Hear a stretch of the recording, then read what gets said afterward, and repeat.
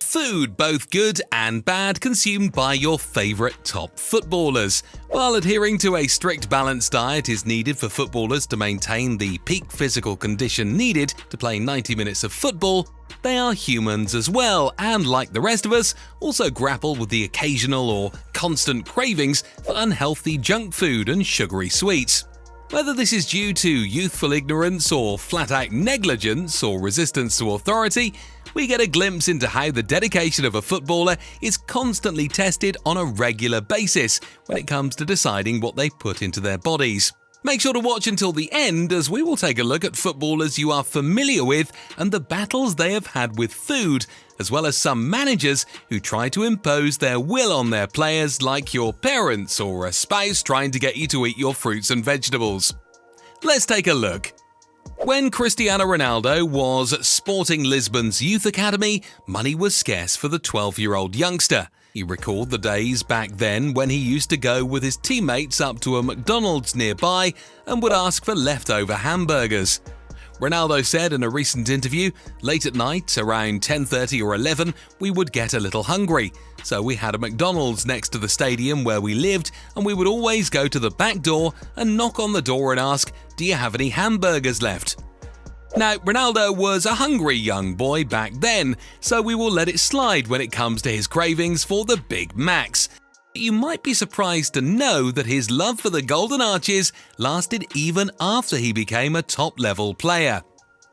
Ronaldo's penchant for the late-night stops at McDonald's continued into his early days at Manchester United.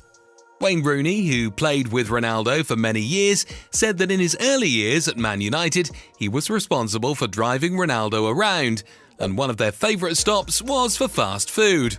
Rooney said, "I remember the night before a game stopping off at a McDonald's because he wanted a Big Mac. He was trying to put weight on because he was so thin. I was driving the car, having to go through the drive-thru to get him a Big Mac." As Ronaldo went on in his career, he started making far better choices and was much more careful about what he put into his body. Retired French midfielder Patrice Evra played 3 seasons with Cristiano Ronaldo at Manchester United and recalled a time he had lunch with the Portuguese star one time, labelling it as boring. "When he invited me for lunch, don't ever go for lunch, because you are going to have one of the most boring lunches at Cristiano's. It's salad, plain chicken and water, not even fizzy water. Going to his house for lunch is like another training session." Ronaldo's daily diet typically consists of something along the lines of the following. He mainly eats 6 small-sized meals a day. If you want a body like Ronaldo's, listen up. For breakfast, he will eat cheese, ham, low-fat yogurt, fruit and avocado toast. For brunch, he will have chicken and salad. Lunch will consist of tuna, olives, tomato and eggs. For a post-lunch midday snack, Ronaldo will eat fruit and avocado toast. Supper will be fresh fish of some sort, whether it be sea bass, swordfish, sea bream or cod. And for the last meal of the day, he may have some calamari. Now, if we talk about Ronaldo, you know we can't leave out Lionel Messi.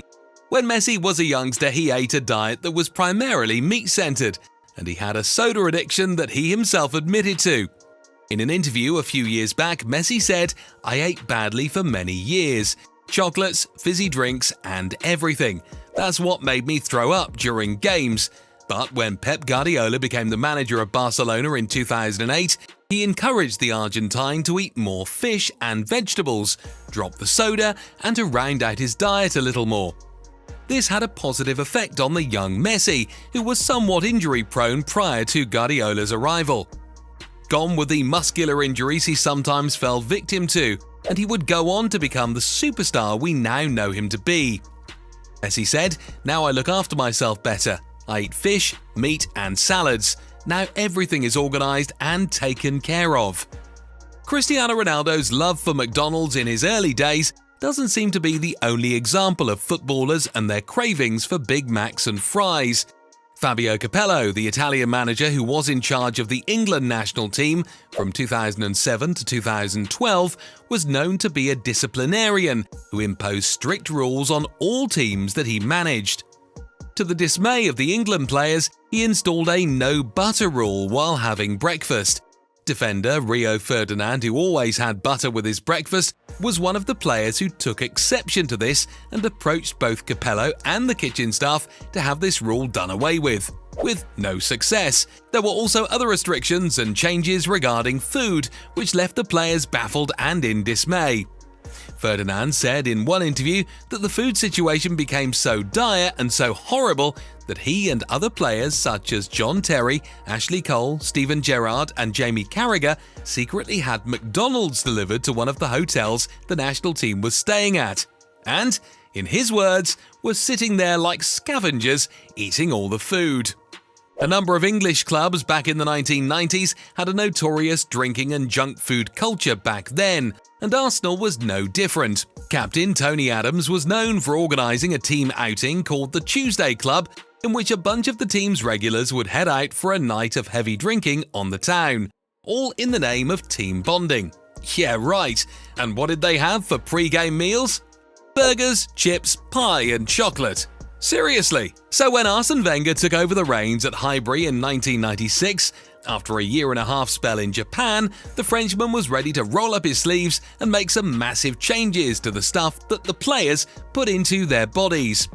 Gone were the drinking sessions and the alcohol from the players' lounge, as well as the pre-game chips and pies and chocolate.